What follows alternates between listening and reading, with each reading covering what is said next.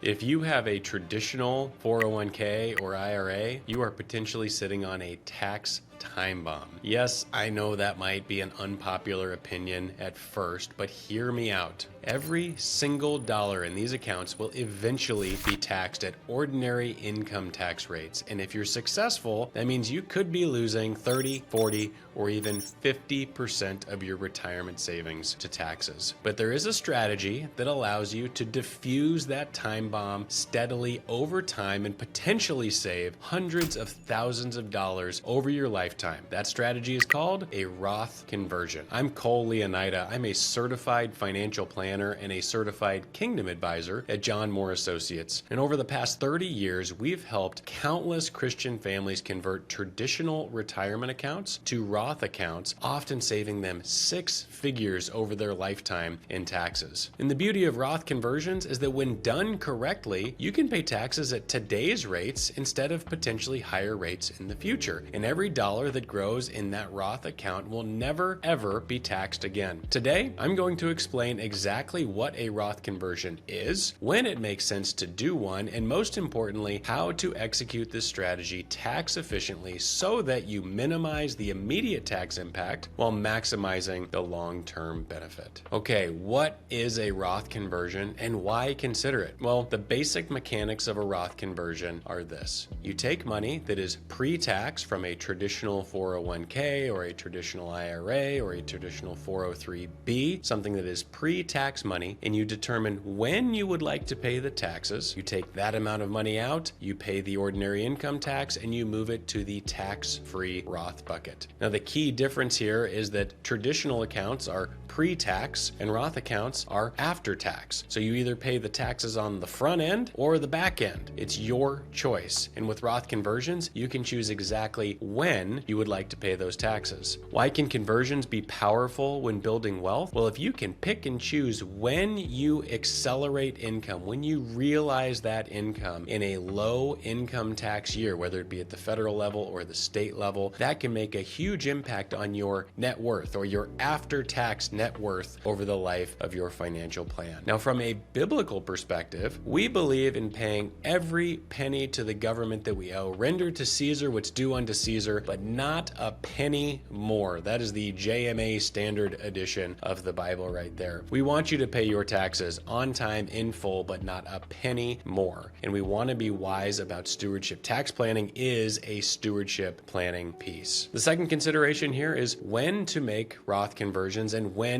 they make sense. I've already mentioned the first one. Low income years create great opportunities for conversions. Sometimes we can see those low income years coming. Sometimes we can see the high income years coming, where we can balance. Do we want to defer the taxes into the traditional account, or do we want to accelerate the taxes into the Roth account? So understanding your income tax bracket on an annual basis is very important. This can be done throughout the year, or it can be just done in the fourth quarter every year and just get a good idea on what your income tax liability is for that year. Another great time to do Roth conversions is during times of market volatility. When we get a big downturn in the market and you do conversions, you can convert more shares for the same tax cost. And on the back end, when you experience the recovery, which has historically been inevitable, you get the recovery in the tax-free bucket of the Roth instead of the recovery in the not yet taxed bucket of the traditional 401k or traditional IRA. Now, high earners who can't contribute directly to Roth IRA accounts, this is a great way to get money into a Roth, even though you might be precluded from doing that because you earn too much income. So you can do this within a 401k plan if your plan allows it, or you can do conversions on an annual basis through non-deductible IRA contributions immediately converted to a Roth IRA. That is a well-known, very legal tax loophole called a backdoor Roth conversion. And this is also important when considering your legacy, your estate plan. What is the best type of account for the next generation to inherit? You guessed it, a Roth account, because not only does it get inherited to them tax-free, they also get 10 more years of tax-free growth, and then they take it out at the end of the tax-free window in 10 years completely without taxes. An incredible tool for estate planning. Now, the third consideration, being being tax aware across your entire financial strategy during years of Roth conversions. What are some things that you can do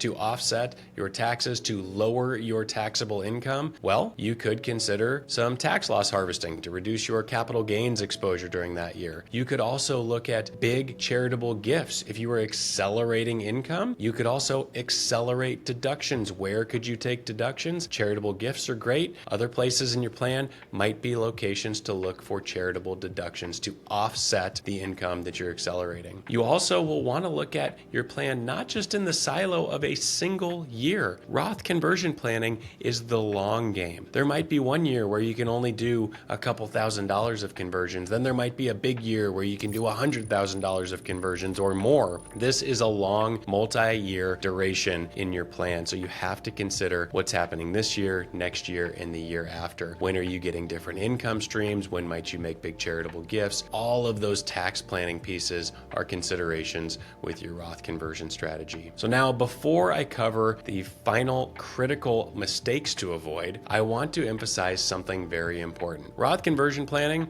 requires careful coordination with your entire financial plan. This includes your current tax situation, so you should talk to your tax advisor, your investment allocation and what taxes are being produced from that, so you should talk to your financial advisor, and what your long-term goals. Think your estate plan, your legacy plan, so you'll want to talk to your attorney as well. And while these concepts I'm sharing today are foundational, the implementation requires detailed analysis and often some professional coordination and guidance across different disciplines with your tax advisor, your financial advisor, and your legal professional. And at John Moore Associates, we specialize in comprehensive financial planning strategies that incorporate all of these tax and estate planning considerations for Christian families with over $500,000 to invest. Our approach integrates Roth conversions with your overall financial plan, ensuring every strategy aligns with both your financial goals as well as your biblical values. If you'd like to explore whether Roth conversions make sense for your unique financial situation, visit johnmoore.com and learn more about our planning process. So now, here are the critical mistakes to avoid when doing Roth conversions. Mistake number one, converting too much in 1 year and not having enough cash available to pay the taxes. You do not want to pay the taxes from your IRA, because what does that do? It makes you take more out, which means more taxable income, and it ends up being a lesser net benefit to you. You want to make sure that you have cash available on the sidelines in the bank to pay the tax liability. Mistake number two would be ignoring the 5-year rule. Now, this video is not about the 5-year rule, but if you're not aware of it, go look it up. You need to have these accounts opened and funded for at least 5 years, and there's different rules around rolling periods for that. Make sure you're aware of the 5-year rule before you start doing any big Roth conversions. Mistake number three is making poor market timing decisions. Now, we can't predict the future in the market, but there are some obvious instances where the market is at all-time highs and really expensive, probably not the ideal time for Roth conversions. Whereas the flip side on lows where we're below trend and we've seen a recent correction could be ideal times for a Roth conversion. And then simply overlooking state tax implications or your IRMA brackets, your Medicare premium brackets, if you're doing conversions in your 60s and 70s. This can be a huge surprise for people on their tax returns. Think if you are in a high state income tax state like California or Hawaii and you're not paying attention to your state income tax brackets, this could be a startling surprise for you. So now let's talk about how do we actually do this. Let's walk through the process step by step. First, you need to analyze your current tax situation for this year. How much tax do you think you'll owe? What bracket are you going to be in at the federal level, the state level, the local level, or with your IRMA brackets, your Medicare premium brackets? Choose which accounts you'd like to convert first if there's a good opportunity in the market. Which account are you going to target and how will you invest those funds once they move over? Next, make sure you execute the conversion properly. Do whatever paperwork you need.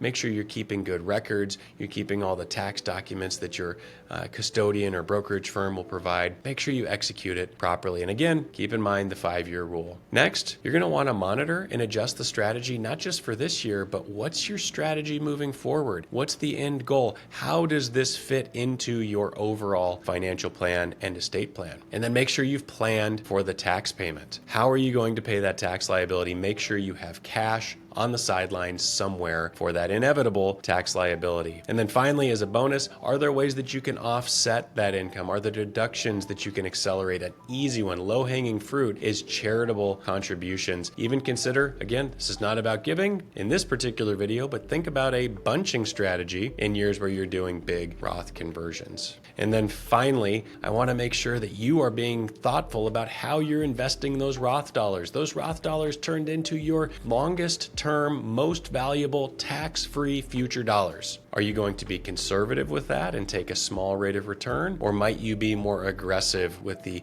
hope to grow your tax-free bucket? This is, again, a tax strategy, an estate planning strategy, an investment strategy, and it all fits into your financial plan. So Roth conversions can be one of the most powerful tax strategies available, but they require careful planning and execution to maximize the benefits while avoiding some very costly mistakes. The key is taking a comprehensive approach that considers your entire financial picture, not just the immediate tax impact on the conversion itself. Done correctly, Roth conversions can save you significant taxes over your lifetime while creating a powerful legacy tool for your family, all while being wise stewards of the resources God has entrusted to you. At John Moore Associates, we help Christian families implement sophisticated strategies like Roth conversions as part of a comprehensive financial plan that aligns with biblical principles. If you'd like to explore whether Roth conversions make sense for your situation, visit johnmoore.com or click the link in the description below to schedule a complimentary consultation. Thank you so much for watching, and if this was helpful, please like and subscribe to our channel, set up for notifications for more content on tax-efficient investing